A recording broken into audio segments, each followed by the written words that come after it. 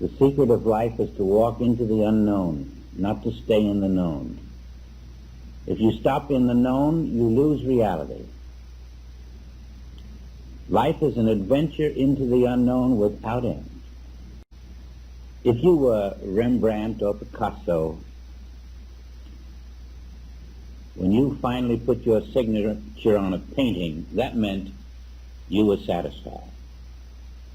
This I have done. This expresses my idea. It expresses the fullness of what I had in mind. I'll now sign it Picasso, or Rembrandt van Rijn, or Botticelli. Whatever the name that goes on that painting, that signature becomes very meaningful. It's the guarantee of a certain style, a certain insight, a certain technique. Many people just look for the name rather than the subject. I want a Botticelli. I want a Rembrandt. Because whatever he did, I know has quality. It has a certain something I want. The signature is the guarantee. And God has a signature too.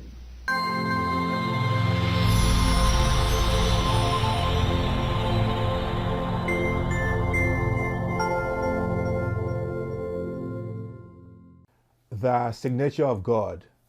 To learn how to find the signature of God in all things is part of the intuition that you develop. Welcome to Stir Up Your Purpose channel, where you get ideas and principles that awaken you to your divinity. And thanks for stopping by. That quote and short intro is from the Beyond Time seminar by Herb Fitch, titled The Signature of God. Does God have a signature?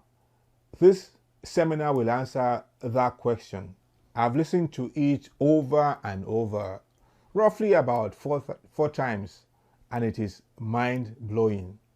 Have you ever dared to question things and wonder if there is more to this life and are not ashamed of the word God and Christ?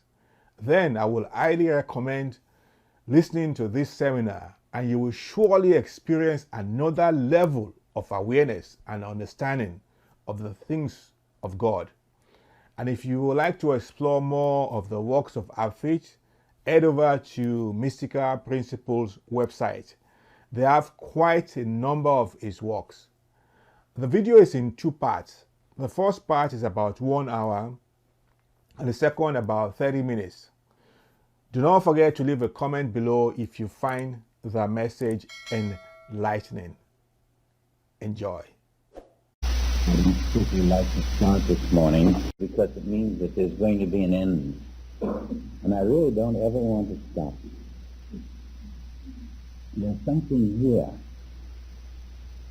And wherever you go, that something is going to be. And it says, I am infinite. Don't stop here. There are new horizons beyond every horizon. The secret of life is to walk into the unknown, not to stay in the known. If you stop in the known, you lose reality. Life is an adventure into the unknown without end. We didn't plan this to be the Columbus Day weekend because of Columbus. We did it because it gave you a Monday, an extra day, an extra chance to be together on a long weekend. But the idea of discovery inherent in the work of Columbus is the idea of living the infinite way.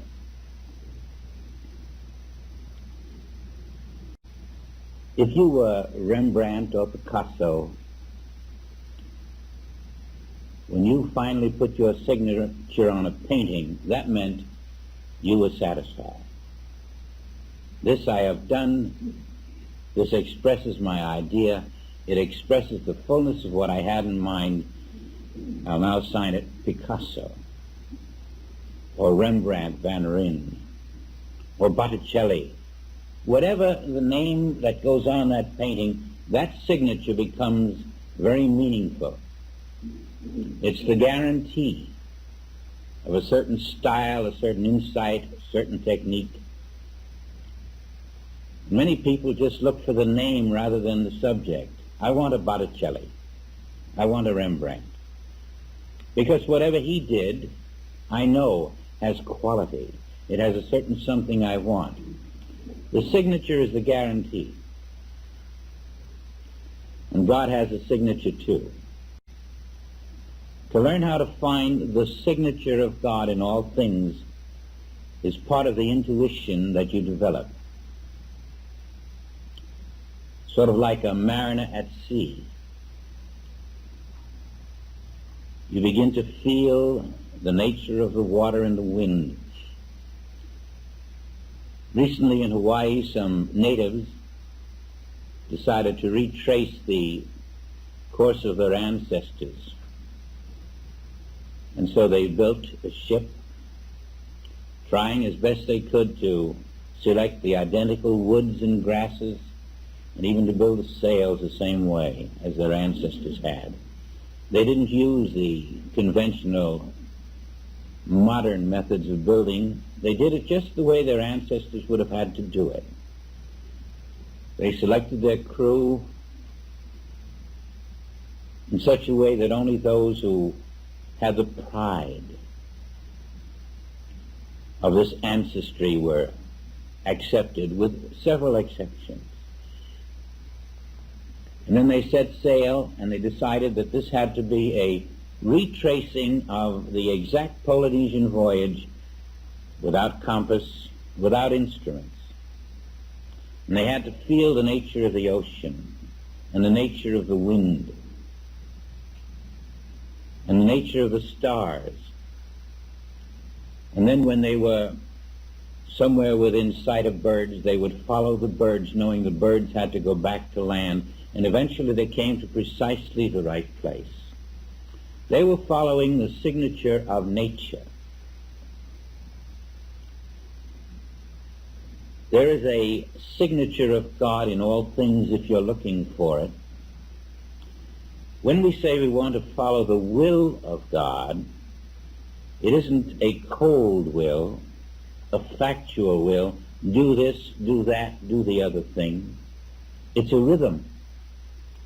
And that rhythm contains the signature. There is a rhythm in God, very different than just obeying a command. And if you are not capturing the rhythm and responding to it, then you are not walking in the will, because the will is expressed in the rhythm. This rhythm of God says to you certain things that are conveyed by instinct and intuition. It wants you to do certain things, and when you do not respond to that rhythm, you do not do those things. You stop at a human level. You say, this is my horizon. And you forget about God's unlimited horizon. And then you're out of the rhythm. The rhythm conveys itself in such a way that when you accept it and roll with it, just like the mariner picks those subtle, invisible flows that only a trained eye can see, then you'll discover that when you are moving in the rhythm, you're not moving with the tide. Sometimes you're moving against the tide. Sometimes you're moving in a certain way that you're not moving with time at all. You're not just flowing with the time any more than the mariner flows with the tide. You're making a selection, and you find sometimes you're completely counter to time, and then outside of time. And these subtle tides of time, the spiritual mariner begins to discern in such a way that you are accepting the invisible rhythm of God. to take it out of the mental rigidity, the arithmetical or mathematical mind that says 2 and 2 is 4, period, or the slide rule, or the computer. There is this infinite rhythm of God, and when you are in it, you know it, and you must obey it, or else you're stepping out of the living will. Now, where is that infinite rhythm of God? What does the Bible tell us about it? There is a great secret. A secret so vast that even in the Bible it's a secret.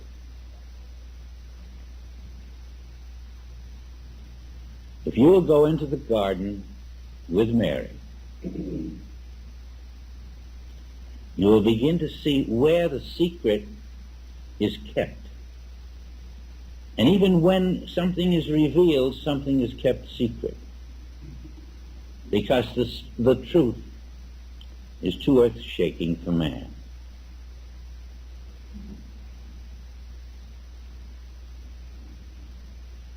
Mary is in the garden. She's looking.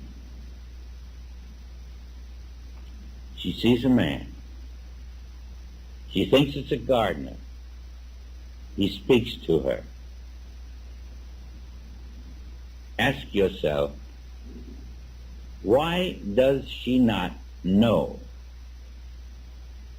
that man?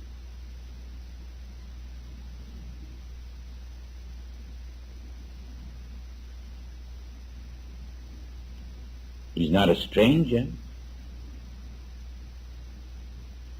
For 3 years, her whole life has been bound into his. Why does she not know him? Is he so different than he had been?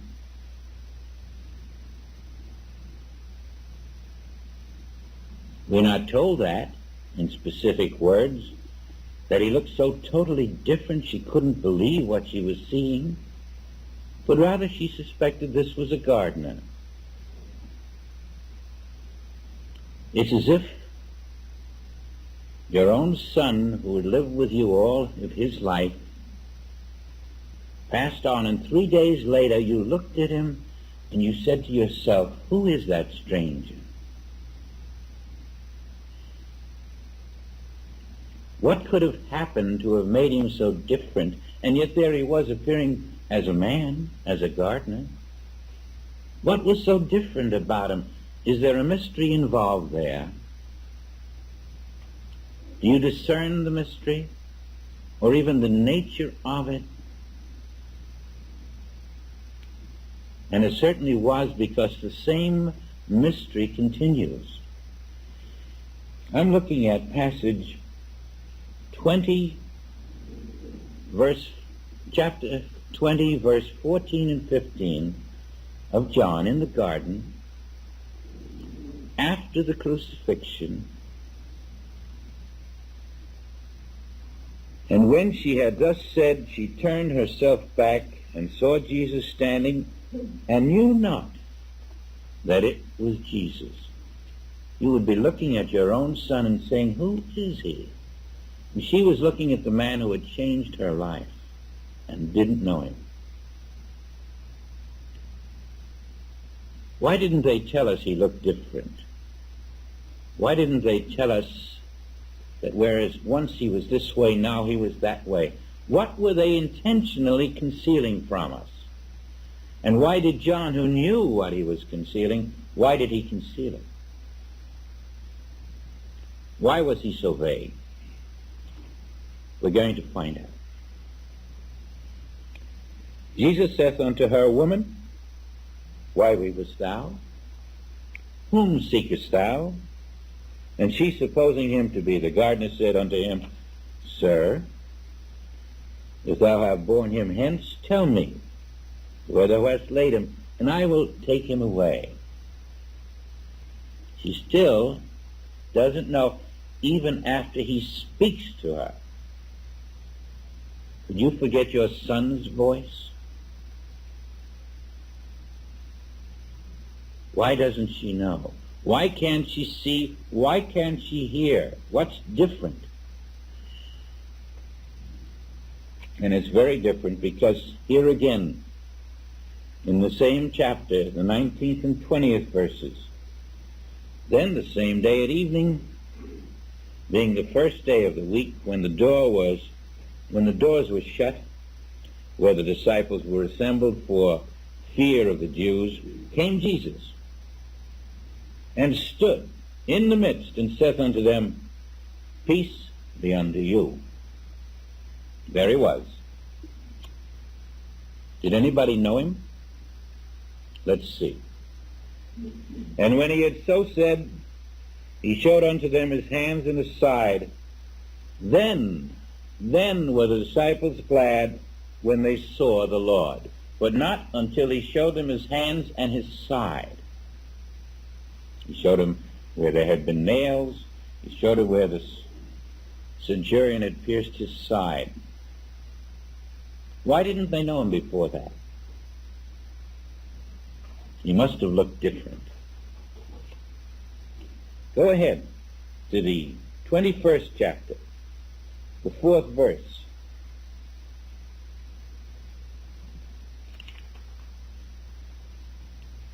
But when the morning was now come, Jesus stood on the shore, but the disciples knew not that it was Jesus.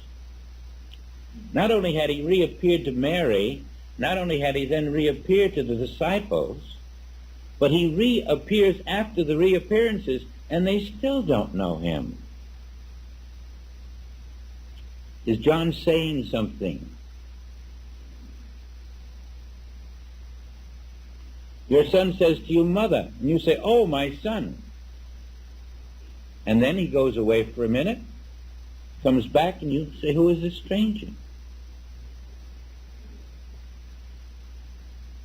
Why, after reappearing, is he still unknown in his next reappearance to the very same disciples? Then Jesus saith unto them, Children, have ye any meat? And they answered him, No. And he said unto them, Cast the net on the right side of the ship, and ye shall find. They cast therefore, and now they were not able to draw it for the multitude of fishes.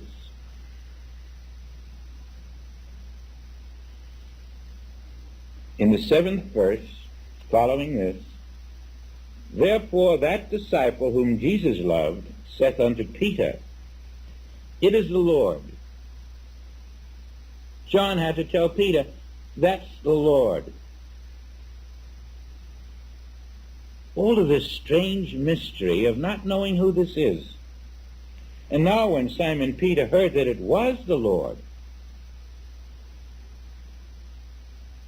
he girt his fish's coat unto him, for he was naked, and did cast himself into the sea.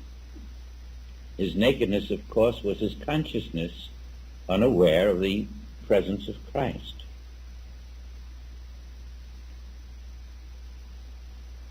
Now keep with this theme for a minute, and we're going to have to go through a few of these to get to it. The other disciples came in a little ship. They were not far from land, and not far from land means that they were very close still to a material consciousness. So they come in a little ship. They're making the voyage over the mystic ocean of time, but it's a small voyage. They haven't progressed that far. You notice so far we have Peter and John, the two who had found the empty tomb. But, as it were, 200 cubits, dragging the net with fishes. The emphasis always on the fishes. They're multiplying the fishes. That means their soul is beginning to come alive within them, the fish being the soul. And the thoughts of the soul are now beginning to come forth, so their nets are full. Their soul is awakening to the presence of Christ among them. But they still can't recognize what's there. John had to tell Peter, this is the Lord. And then Peter was ready to walk into the water and commit himself. As soon then as they were come to land, they saw a fire of coals, and fish laid thereon, and bread.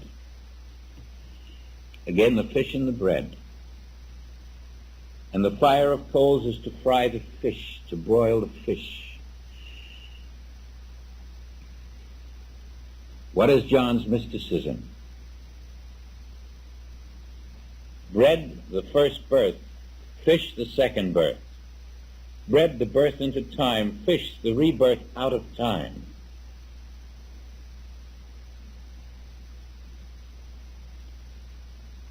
The burning or frying or broiling of the fish is celestial fire lifting you into the rebirth out of time.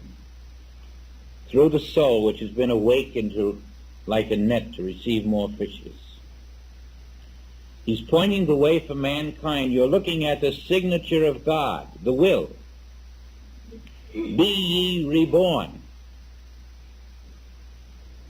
But there is more. Jesus saith unto them, bring of the fish which ye have now caught. Ah, your soul is open. Now live in it. Live in your soul.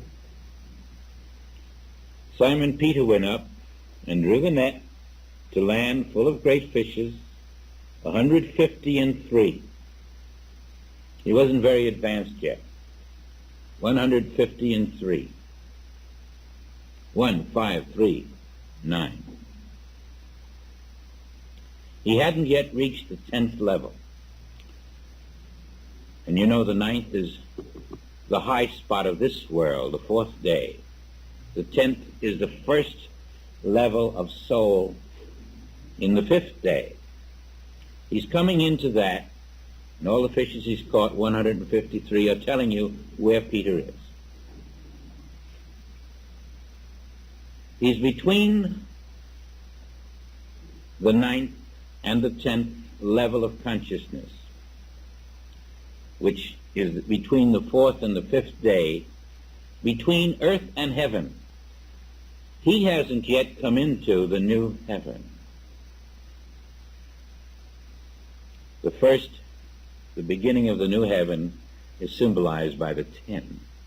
That's why we're told he had caught 153 fishes. 10 is the first heaven, 11 the second, 12 is the third heaven, which is also called the 7th day in the Bible, when God rested. 12 is the healing consciousness of midnight, when there's neither day nor night, but only eternity. They're being lifted now from this 9th level to the 10th. Jesus saith unto them, come and dine. And none of the disciples durst ask him, who art thou? Knowing that it was the Lord. They knew, but they were afraid to say, are you? Who art thou? They are still in doubt.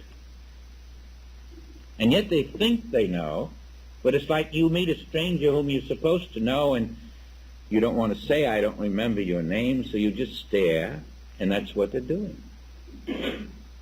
In spite of all the strangeness that's happening.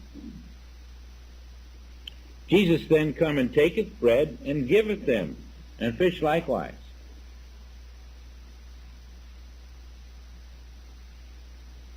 This is now the third time that Jesus showed himself to his disciples after that he was risen from the dead.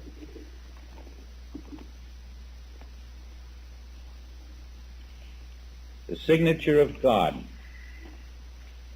was expressed there. This will probably be the first time we've ever talked about it together. And the reason for this detailed chronology of their not knowing his identity is because when you know why they didn't know his identity, you will know something that you have to do if you wish to obey the will of God.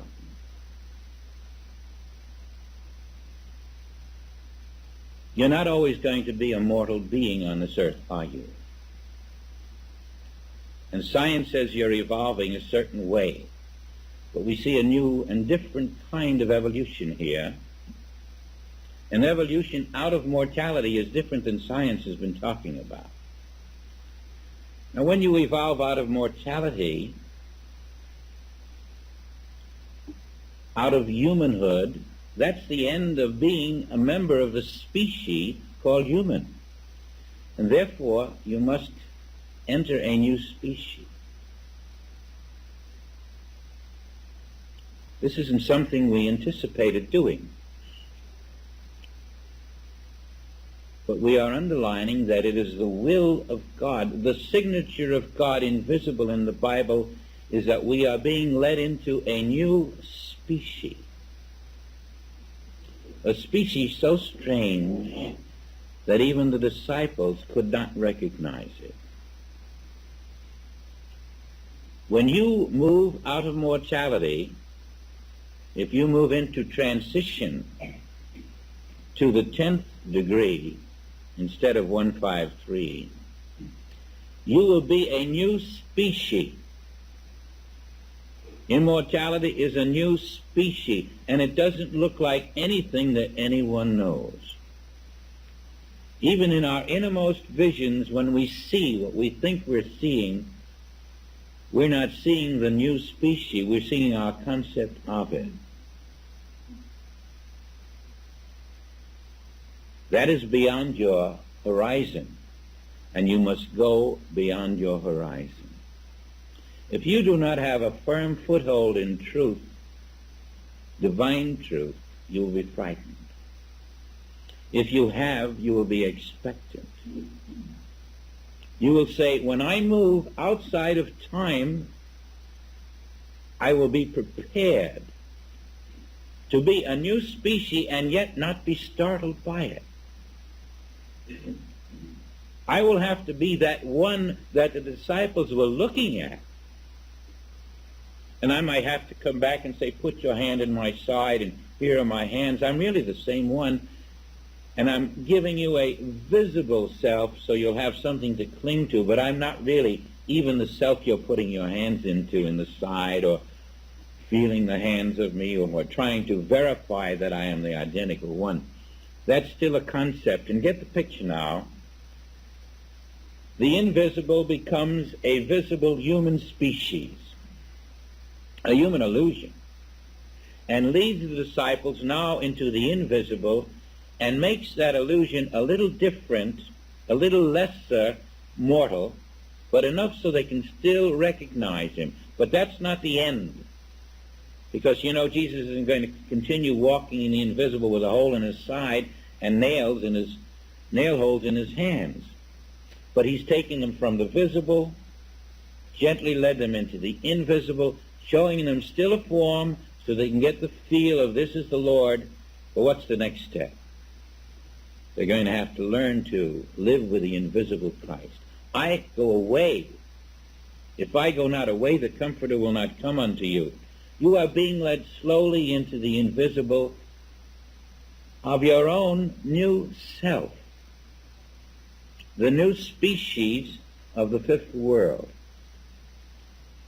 And it is never said that way in the Bible, because unfortunately the world isn't ready to talk in the terms of being a new species. We want to hold on to this one. Not only the flesh, but I want to be a person. Unless, of course, I can be an angel, I'll take that. But I want to be something concrete. I don't want to be something I don't understand or know.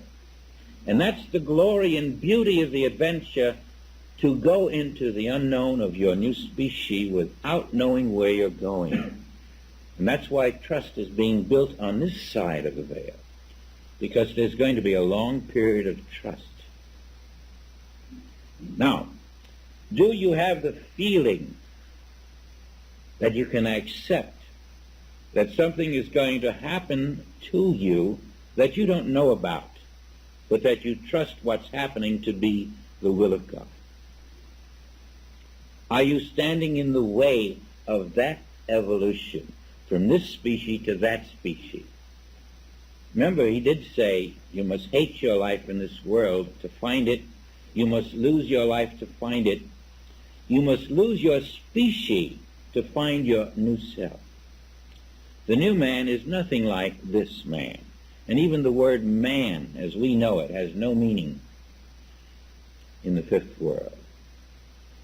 Now, if you can build within you this trust, this confidence, this willingness, and eventually this eager expectancy to evolve out of this species into that species, even before you make the physical transition, then you are being reborn of the Spirit. Now that's an adventure. And that is why we've been told for so many years, don't cling. Leave your nets. Cast your nets on the other side of the ship. Turn the other cheek. Always to loosen us, to release us from the attachment to this world. Now, you see how we stand in the way of that rhythm, that invisible signature of God, when we're concerned about this detail in this world or that detail, or things that to us are so vital, instead of our own spiritual evolution. Can you accept that this is the rhythm of God? This spiritual evolution into the new immortal species is the invisible rhythm of God that we learn to flow with. It's not the same as the world, which just thinks in terms of dying and going to a future heaven. It's totally different. It's so magnificent it leaves you speechless as you dwell with it. And then suddenly you realize, if that's God's plan for me, why, all I've got to do is flow with it. How can it fail? That trip to Spain next year or to wherever you were going, what is that compared to the inner journey into new species? That's the adventure. That's why we have to get out of time.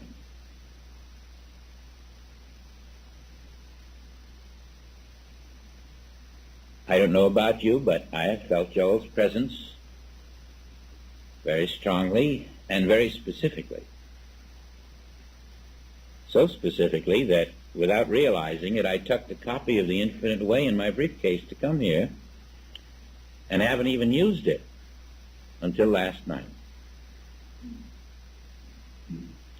The only thing I took out of it before I started from home was the statement on page 191. If you see it in time or space, don't value it at its appearance, but look again through your soul. And then at the last minute something said, tuck this in your briefcase, and I did.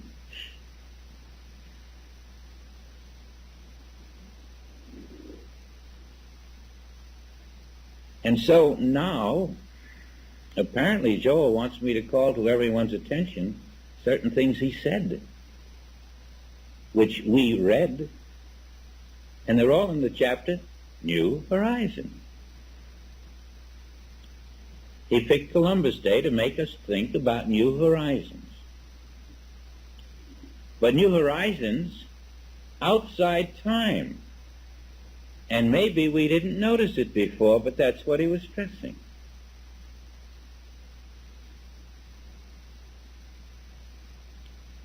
These that I'm going to discuss with you are all selections from page 192 to 195, roughly, in the chapter New Horizons. And they are all tied in, without saying it, with your transition, your transformation from man of earth to son of God, which in itself is a misnomer because it's your transformation in consciousness from the belief that you are man of earth to the realization that you already are son of God. That's the transformation in consciousness we are to go through, because that is the rhythm, the signature, the will of God. To come into the realization of, you are my son now.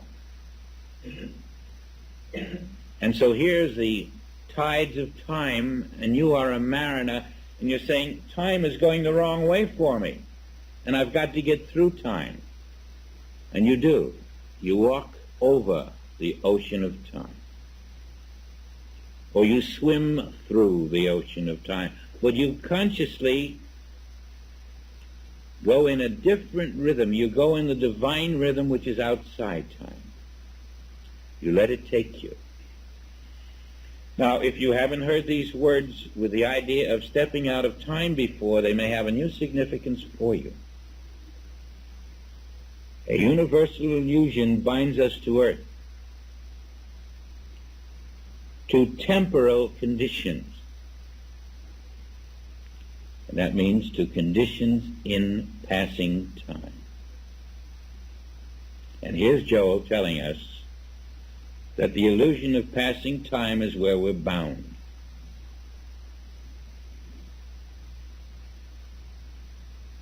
Most of us never read it that way. We read it as if we're bound to a material illusion, which is what he's saying. But he uses the word temporal. And many of us have thought of that as, well, temporary, never seeing the depth of the meaning of temporary, that beside temporary there's something else here now. Beside the temporal, what is here? The eternal is here. And while we are bound to the universal illusion of passing conditions, the eternal is present, and we need not be bound. We have to find those subtle currents that are not in time, that invisible rhythm, to feel our own divine selfhood.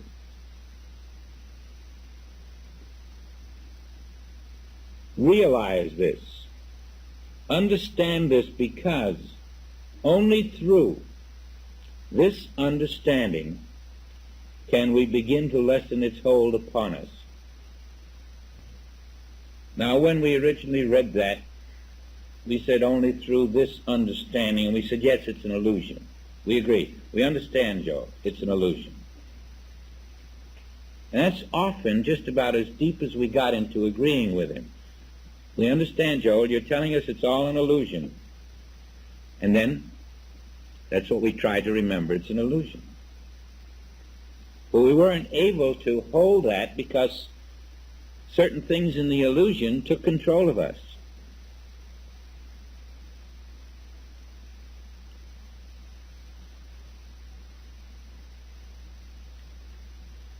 We are now isolating one aspect of the illusion, is that it cannot exist unless it has passing time underneath it. Passing time is that which holds the illusion together. You see how it gives us a sequence? And everything in that sequence seems so right. We get used to that sequence in time. And the illusion is built on our getting used to that sequence. When something goes wrong in that sequence, we're horrified. We want to restore it. We want to get back into the rhythm of passing time. We're used to it.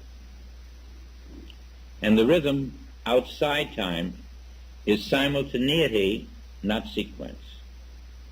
Where all over, everywhere, it is all happening, all alive now. in yourself. The passing time sequence is not there.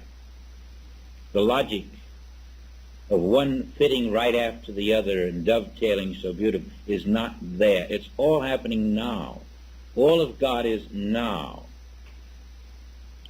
Joel was trying to get us out of time.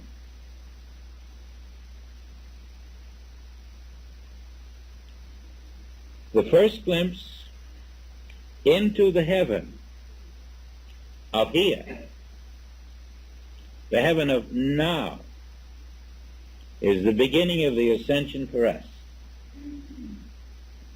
He was taking us out of theology.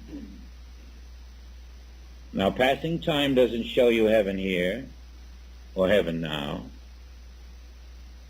But the first glimpse that there is a heaven here and now is the first step in ascension.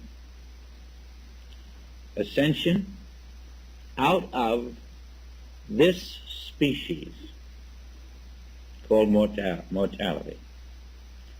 Out of humanhood.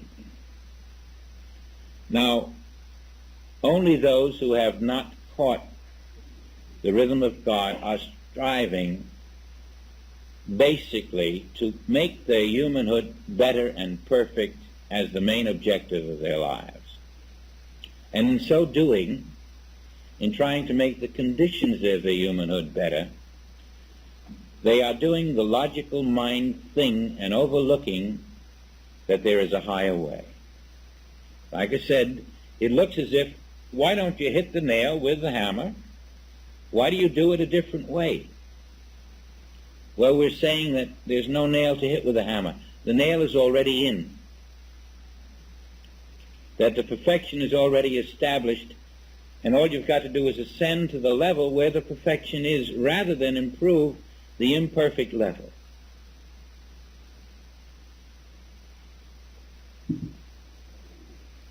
This ascension is understood now as a rising above the conditions and experience of this world. Not solving the conditions of this world, but rising above the conditions of this world. Now, where can you go? What is this above? We're not going to climb a tree or take a plane. We're going above a higher level of our being. That higher level is the soul level. The soul level is going to show us how to ascend out of this level.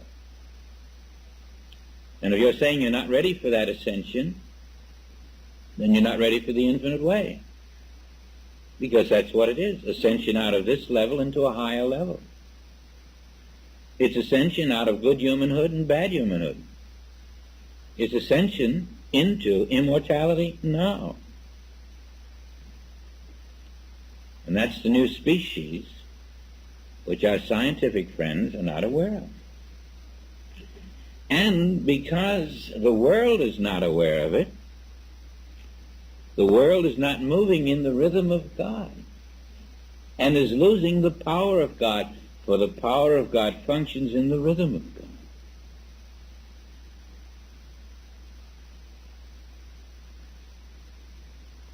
To love God supremely is to trust the rhythm of God, the purpose of God, the capacity of God to fulfill that purpose.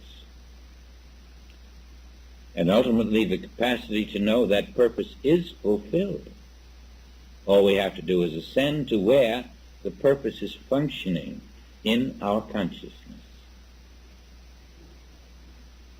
Joel wants us to know that we must ascend from this level of humanhood, of even good humanhood.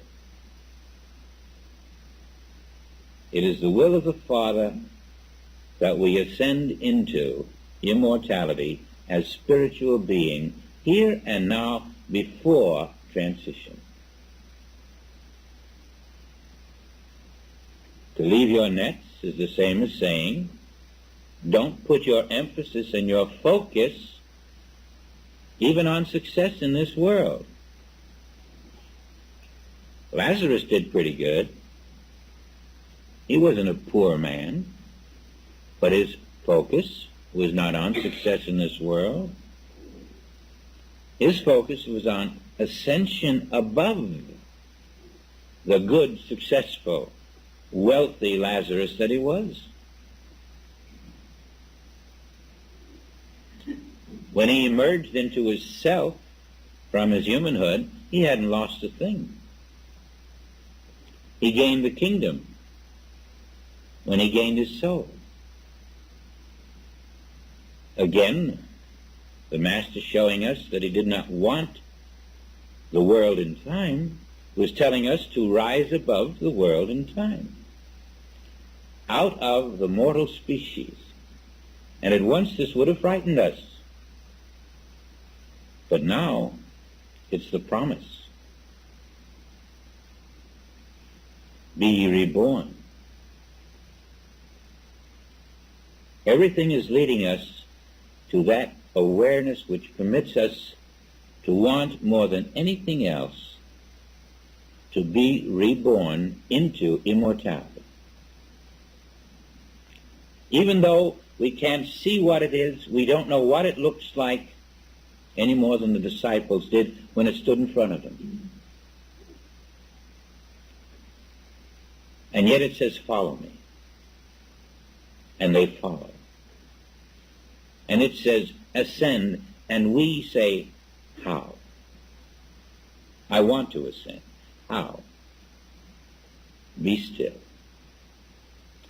First, accept Christ within. Christ within has no problem. Turn every problem over to Christ within. Every problem. Don't hold a few outside that you have to solve. Christ within is the Savior.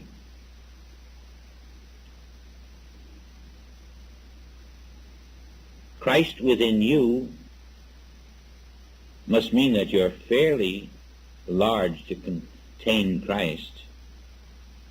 How do you contain Christ within you?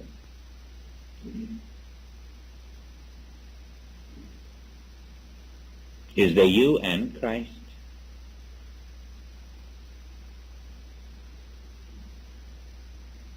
Let's go to our soul.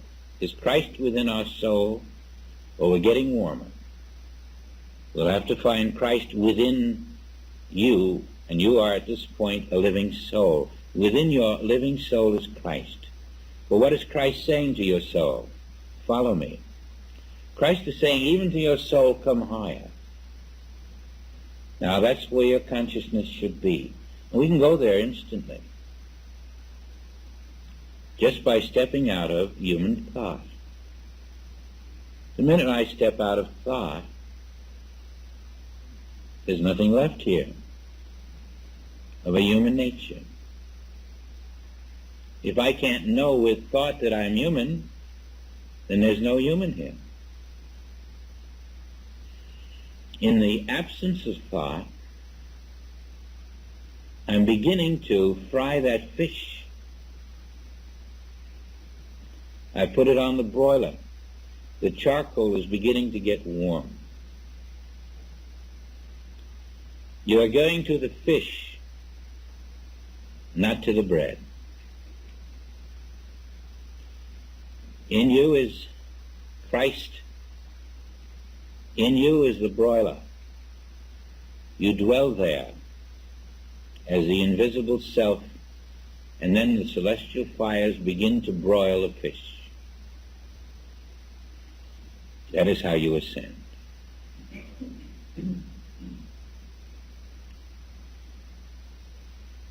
The ocean has no way to withstand the celestial fire. The ocean of time is being burned away. It is evaporating.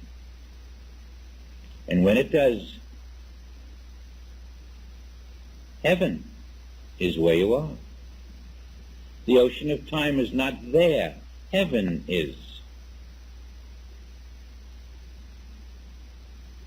Ascension inside is the inner journey and to ascend inside, we leave all the problems of the world and we say to ourselves, where I belong, where I live,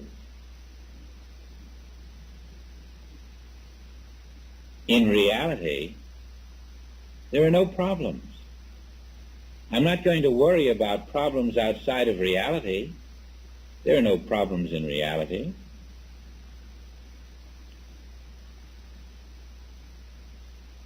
But will I have to go back into that world and face those problems?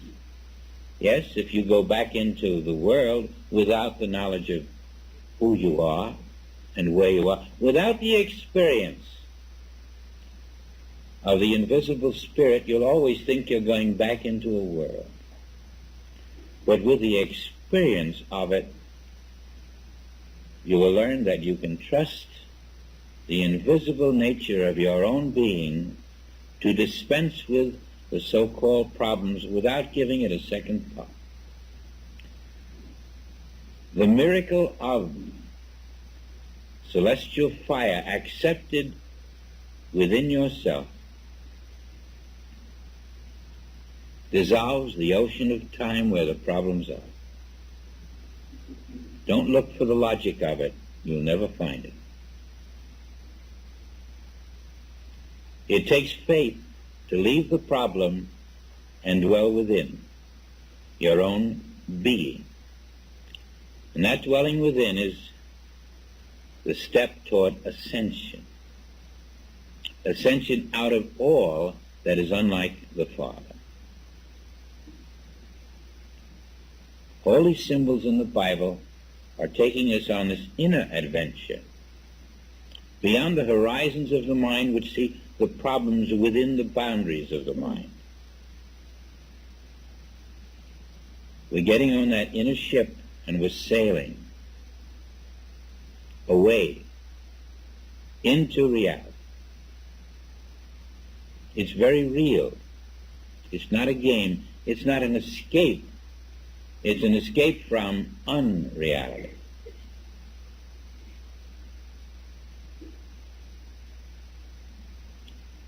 We're following Joel's words. This ascension is understood now as a rising above the conditions and experiences of this world. And as we do this, as time is evaporated, as the concept of time loses its magnetism and cannot enter our unconscious thought, I'm interpolating those words, we behold the many mansions prepared for us in spiritual consciousness,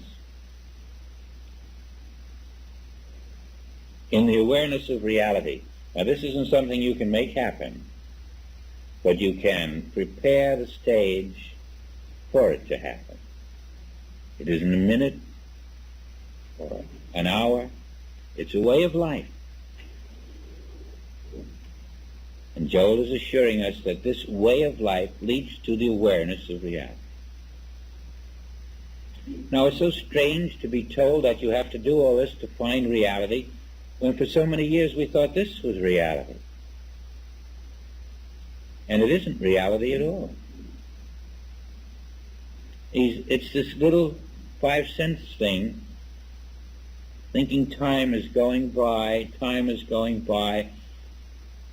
and after doing that for a few hundred incarnations, what else could you think? Can you think of a better way to become hypnotized? Somebody who knows how can take 3 minutes and hypnotize you, and here we've been doing it for millions of years, saying time is going by. We've been living in one little solar system, and because there's a sun up there and a moon and stars and constellations, this to us has been our world. It's not even a minute in the eternal day. And if we get behind the sun, outside of this little area called the world, even if we thought of it as external for a moment and got outside of it, Why, we'd be wondering why those mortals down there think these are days. What is a day? This is the eternal where we live. There's no such thing as a... Why, a day would be like a second hand on your watch when you're living in the eternal, and even that second hand would be a sort of a joke. When you're living in your soul, that's where you are. You're in the eternal.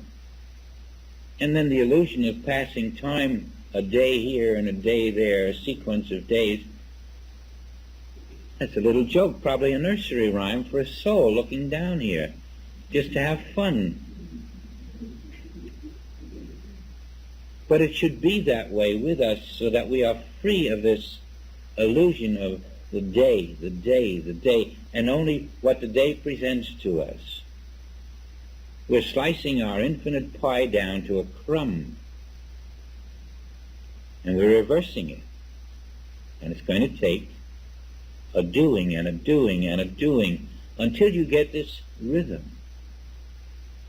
Because it is the will of your Father that you be reborn out of the old rhythm, the old driving necessities of I've got to do this today and that tomorrow, and I've got to change this situation and that situation. Surely in the passing day, this is what it looks like to us. But that isn't what it looks like when you ascend above the illusion of the passing day and stand in the invisible reality now. Again, Joel is taking us into the infinite now. The reality that is not confined to our little section of the mental universe.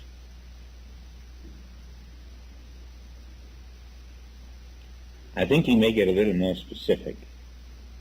Maybe not in this one. But anyway, above the sense life. Above the sense life. The sense life tells us this is today.